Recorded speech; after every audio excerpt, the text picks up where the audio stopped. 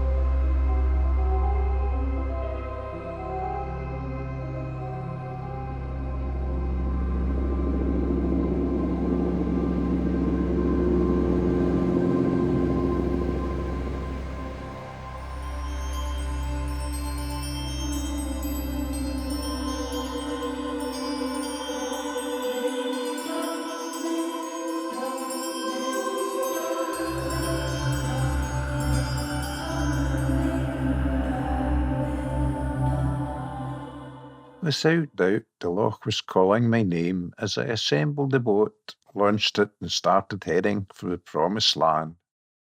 And no sooner had I left Kelly's pier and the Scotch mist started.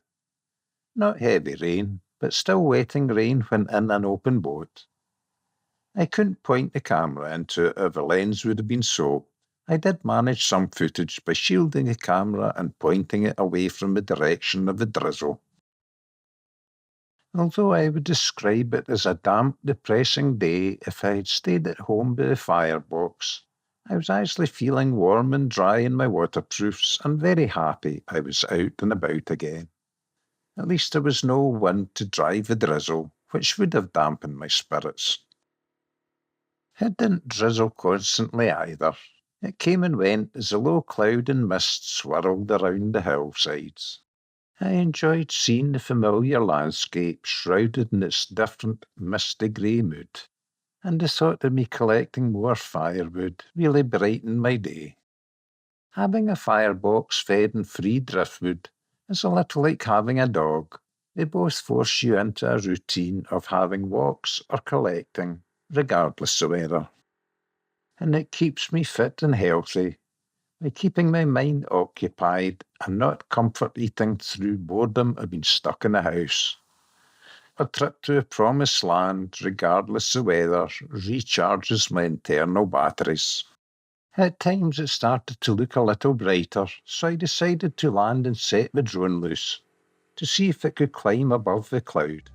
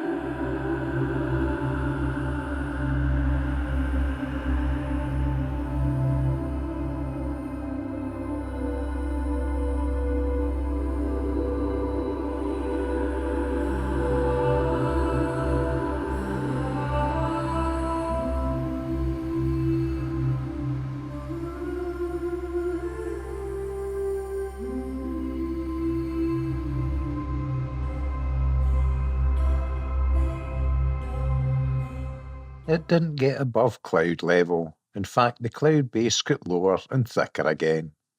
So I clambered back into the boat, heading for the beach at Dow, where I planned on having my lunch.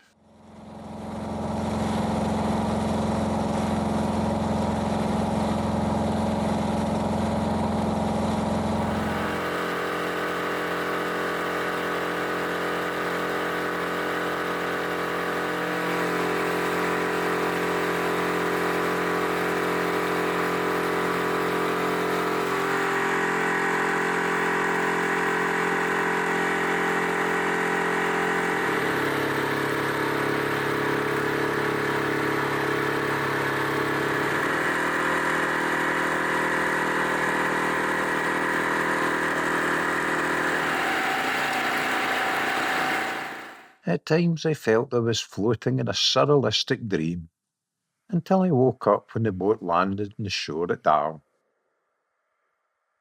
I unloaded my sandwiches, coffee, and drone from the boat, then found a suitable bit of soft, squelchy ground to squat on, and slurped my hot beverage.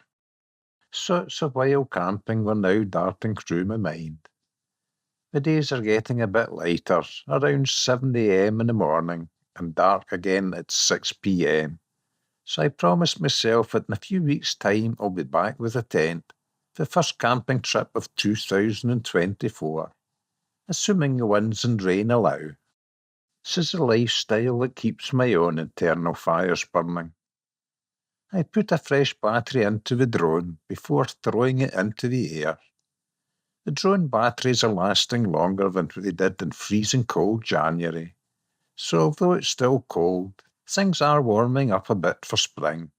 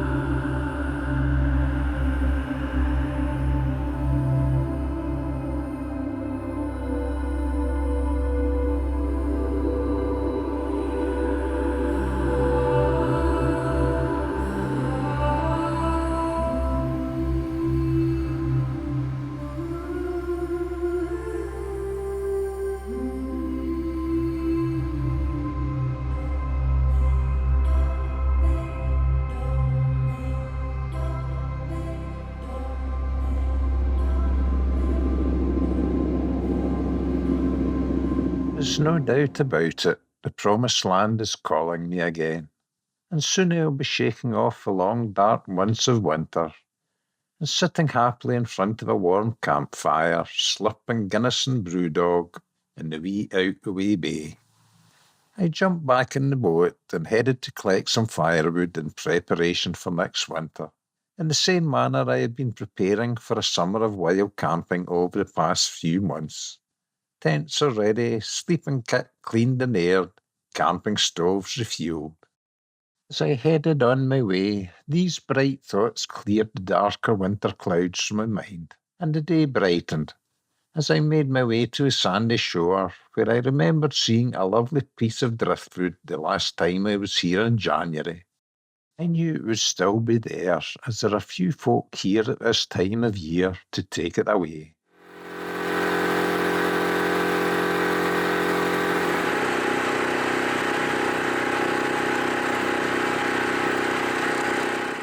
Once again I landed, only this time I armed myself with the silky Zubat saw, in preparation to slice and dice this washed-up tree.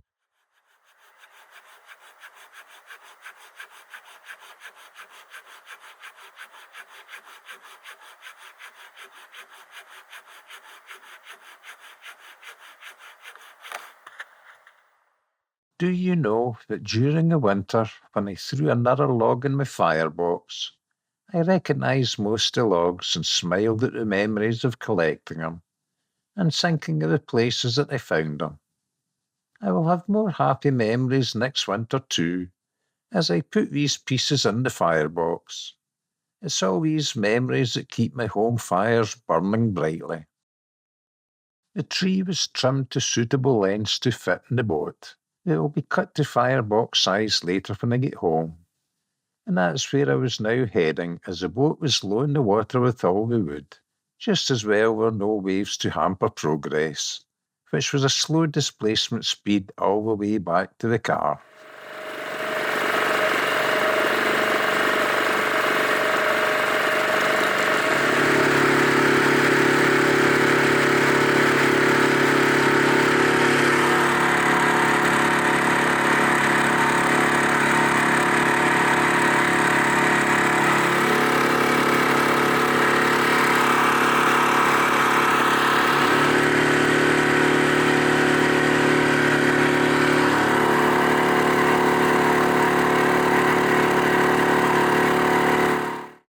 Once I return home, I then slice and dice the wood into firebox size, before storing it in plastic box for next winter.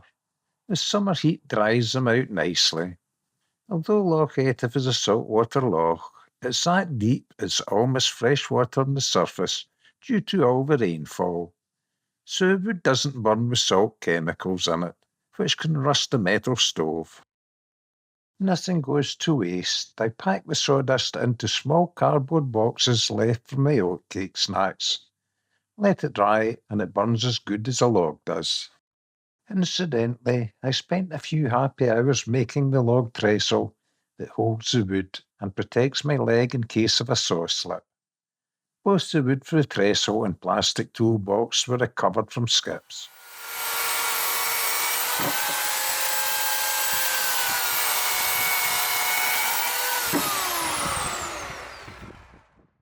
I guess the day when I can't collect logs for the following winter is the time when my fire will go out. I hope you enjoyed the video and thanks for watching.